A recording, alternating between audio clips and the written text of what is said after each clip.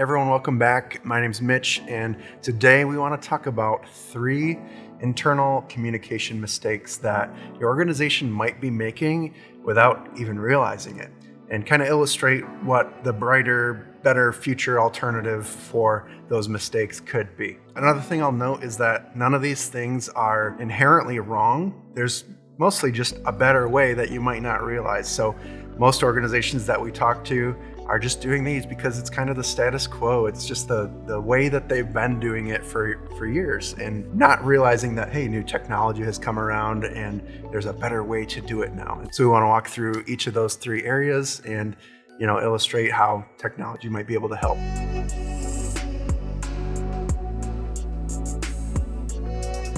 First one, using email for everything.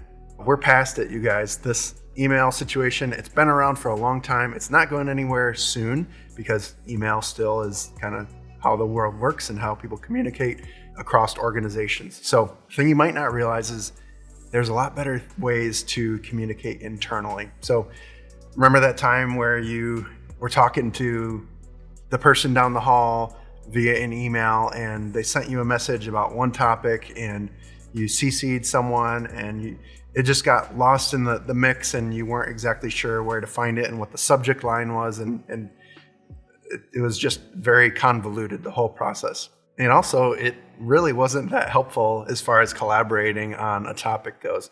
It was send an email, wait, and it was hard to kind of keep tabs on where that conversation was happening and making sure that you're being accountable to it. So some organizations realize this and they start to go towards something like Skype or some sort of chat tool. And those are great.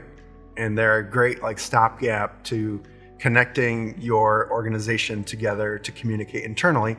But a lot of tools that are out nowadays, like Slack or Microsoft Teams, flip this whole idea on their head for internal communication. Think of an email as you're sending it to either one person or multiple people directly, and you need to designate those people, or you need to set up some shared mailbox that IT needs to manage that you can't really control, and it's not always clear as to who's on the receiving end to it. But tools like Slack and Microsoft Teams revolve around an idea of channels and contextual conversations to certain topics. And so, for example, Teams, it revolves around an idea of you have a team that's working together on a certain project, and within that team, you have multiple channels where you can communicate about certain topics. And so anytime you want to see conversations about what's going on in marketing team, you can go to the marketing team, go to the general channel, and see kind of what's been going on and catch up and see it all in one place, as opposed to finding the 5 different emails that went out with the various marketing team members and putting it all together. So let's walk through kind of a scenario where this looks different. So instead of creating an email, drafting it to whichever recipients you want, and mentally keeping some kind of record of who should be on the recipients list, or finding the shared mailbox that you weren't exactly sure what the email address was, this message is to the operations team. And instead of trying to remember who's on the operations team, whatnot, you get to go into your operations team in Teams or Slack or a similar tool, and you get to go into a channel and send a message, and everyone gets the message from the operations team. Especially, hey, think if a new team member gets added to the team, or someone got removed from the team, it's all always right there for whoever should have access to it. And you never have to really keep track of who it should go to, aside from, this is for operations, I want to send this to operations, here you go. So I think the key difference here is context. Instead of having to decipher the context of an email based on recipients and subject line, you have a clear context because it's clear where the message is being sent and who it's meant for and what they're talking about in a channel. Okay, point number 2 is not having a good way to view history.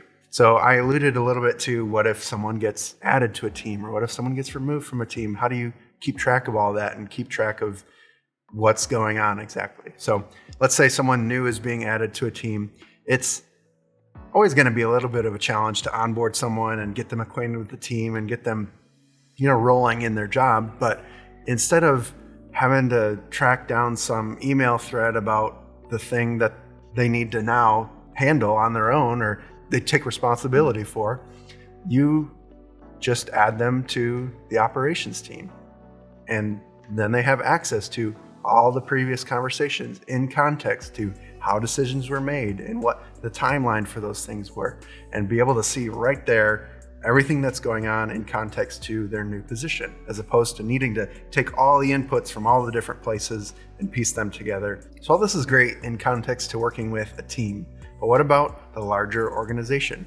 How do you onboard someone and let them have access to history of what's been going on? Where are all those little fun newsletters that you've been sending out and all the updates that might be helpful as to where they're at in the organization and where the organization is going, and getting a feel for that.